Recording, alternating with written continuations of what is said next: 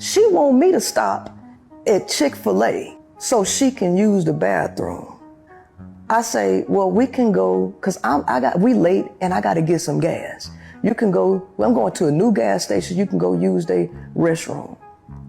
She throws a fit because I won't make a extra stop so she can go use whatever bathroom she wants to use. Forget that you making me late. Forget that I gotta get gas and I can say we can do one stop. No, she made that a big issue. And guess what the women did? That's your lady. You supposed to stop and do, you supposed to take her to a nice, pretty bathroom. I said, oh, so these women narcissistic. If you think that somebody is the stronger person, since you look at me as a man, because these women are not looking at me as a woman. You a nigga. Because the way I carry. You a nigga. You might be a MS-13 member too with that Bulls hat. Careful.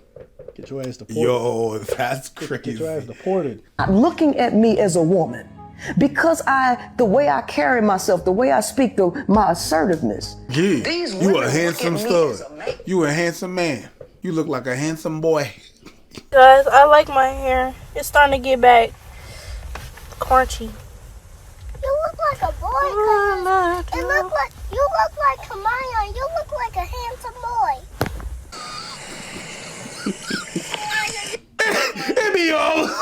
You look like a handsome boy. I mean, she do. Good for her. You look like a handsome boy. Good for her. I don't know if I would say handsome, but You look like a handsome boy. you could definitely get a roll in the wire. You. These women look at me as a man. So they treat me like one. Right.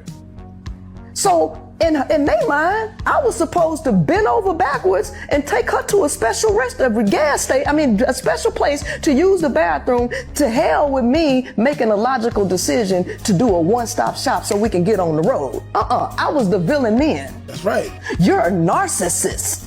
You're a narcissist. Why didn't you take your girlfriend to go use that bathroom?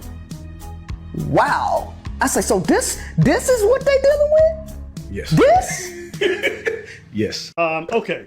I always find it funny when they get to kind of have that experience. So, last one, guys. Yeah, sometimes, some of them are a little bit delusional. Like, you making me late for work and you making me, like, I'm not doing that.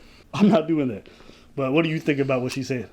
Yeah, it do be like that sometimes. It's really not. I don't even think it's a majority. It's just those ones are loud as fuck and obnoxious. I've never had that happen to me. Nope. And they will really, the ones that do that, they will really stay strong on their point and this and that, and they usually alone. But it's not a majority. I could tell you that. You get someone that is decent, they're not gonna act like that. They're gonna be understanding and logical. When people say, "Oh, women are just feeling an emotion," no, you can have both. It's stupid. Stop. Okay, so yeah. I do think one thing that she touched on that I do agree with is she did get the male experience in that men are always wrong when it comes to relationships. Yes. That much is a very real thing. Like, a lot of times when dudes be advocating for themselves, you just be having people come out the woodwork asking us to bend over backwards for some of the dumbest shit. It's like, Why would I do that? I ain't doing this shit.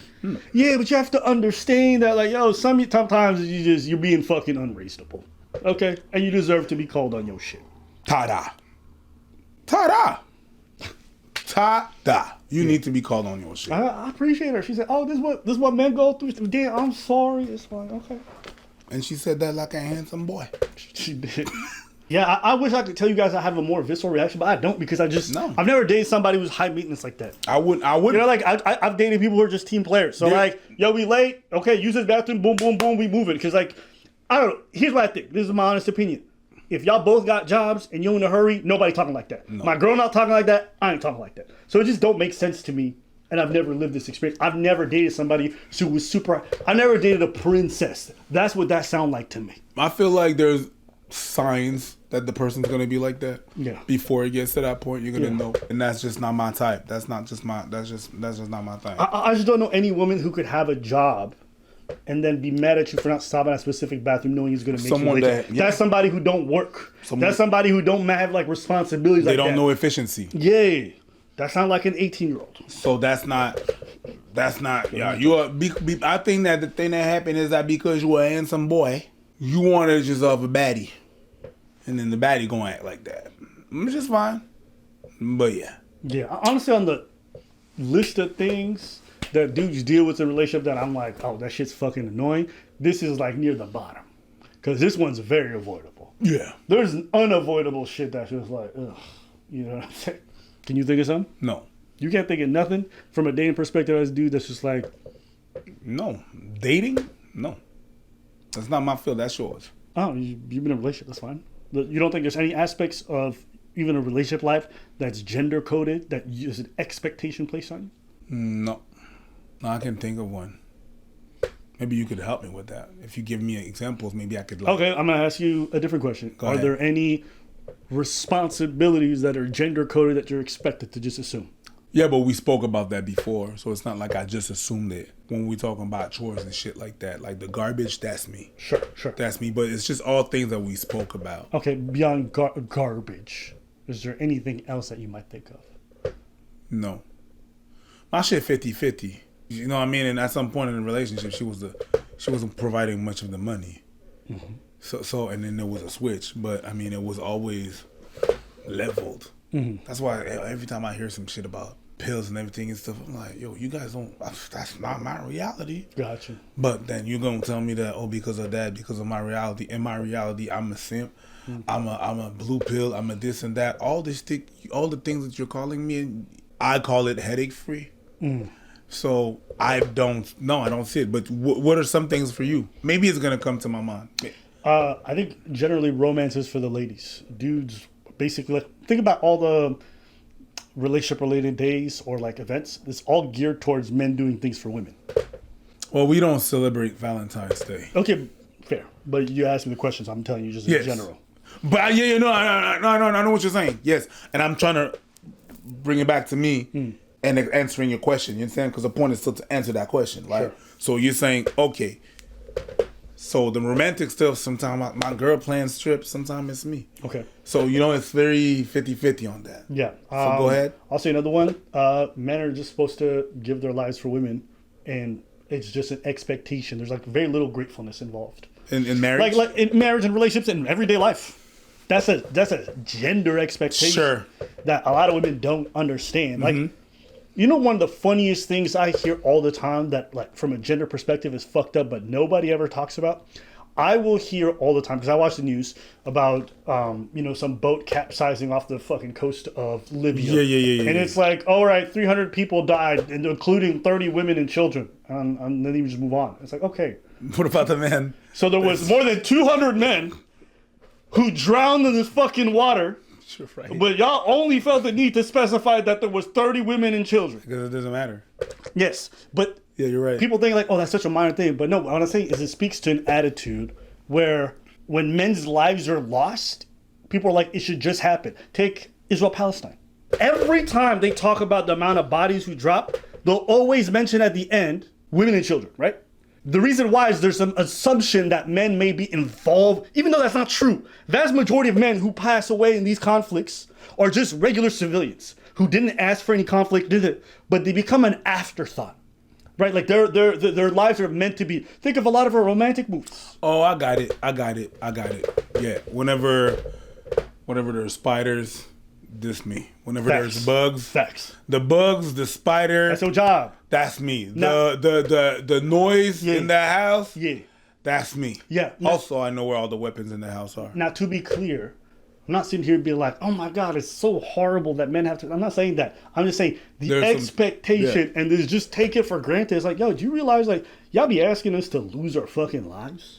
Everything. And it's just like, that's the part I don't like. If there was like some reverence for it, some gratefulness, like even the whole idea of there being a draft and that men are the only ones who are demanded to go and defend their country if everything happens. I understand why it's in place. I understand why it's like that, right? Because at the end of the day, we don't need that many men to repopulate our country. If war happens, men make for better combatants. I understand all those things. But I just hate the idea that there's an expectation of the ultimate sacrifice in these kind of dire situations, but none of the respect for it. Or none of the be like, you know what, that's all I'm saying. That's it. That's just one of those things that are expected of us in a lot of these situations. Or if y'all get attacked or anything like that, and you the man, and you don't step up despite having no training or no whatever, you are the worst human being. It's like a high pressure situation. You may not know what to do. You might be getting stabbed, and if you don't react well, yo, you a piece of shit. It's like, it's just interesting to me. That's a generated, like, and in that same token, I could look at stuff on the women's side and see it from your perspective as well. It's very easy for me to look at women and what they're expected to do when it comes to labor at home and the difference in the kind of work that they have to do, or when it comes to children and having to actually birth them, and how men are super flippant about that and like, oh, this, or they don't take into consideration the hormones, how it affects your body or mental. Like, there's a lot of these expectations that we just place on each other and we take for granted. I know she was zoning in on like the whole bathroom thing and that stuff, but to me, there's just so many other things. It's just she was zoning in on that because that was the point of her realizing what the hell is going on. It's like, because people in the comments was flaming her. Yeah. And she's like, what?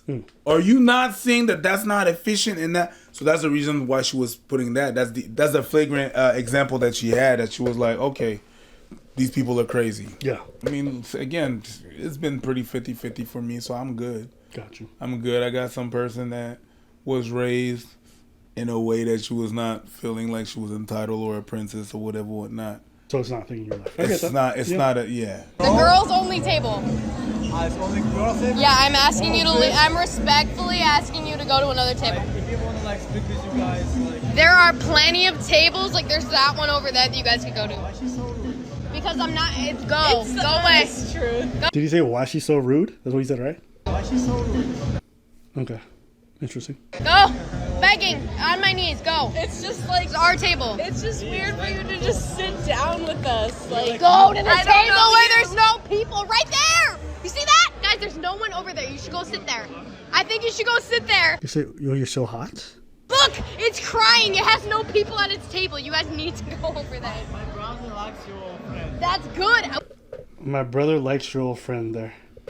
And that, oh my God. We are both in relationships, and I'd love if you'd leave.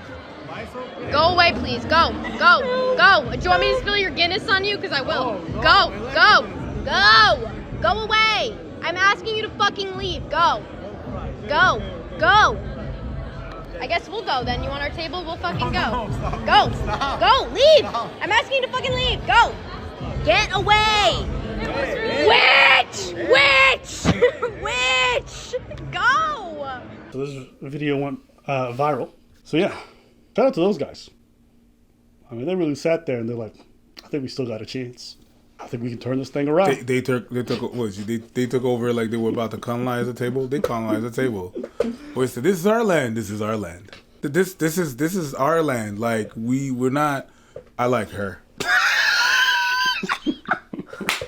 This is like getting rejected for a job interview and then showing up to the place with all your boxes ready to move in, and they're like, "What are you doing at our office? Here for my first day of work." Did you get? They never hired you. Yes, you did. You didn't receive my rejection to your rejection letter? When did I get paid? Hey, I've actually seen this in person before. Yep. I've seen this in clubs. I've seen this at random times. Yep. It's just... Yep.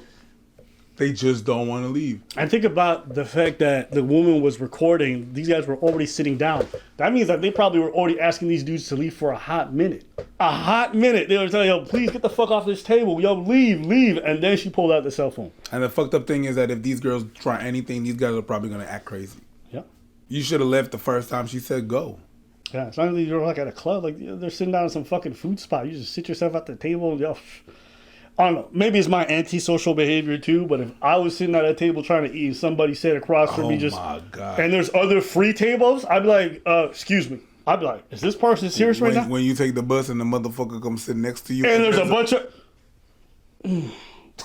I've had that happen to me with a homeless person. You had all this fucking space and you're going to sit next to me. God damn.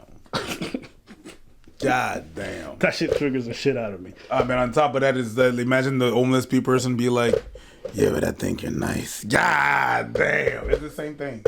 You see that a lot at clubs? Huh? You work as a bouncer. I used to see that a lot. Yeah, talk to me about that. that. You used to as a bouncer, tell me. Yeah, the guy's just like, hey, what's up? Where they pay a drink and they're like, no, drink the drink. You know, and then the guys, they be weird and shit. You have to intervene, get them out. It's like, but yo, you're at a club. You're at a club, dude. Like, of course people are gonna come talk to you. If you don't want people to talk to you, just fucking stay home, dude. Like, why the fuck are you in the club and you don't want guys to talk to you? Like, I could talk to you if you're in the club. Stupid. It's just stupid, bro.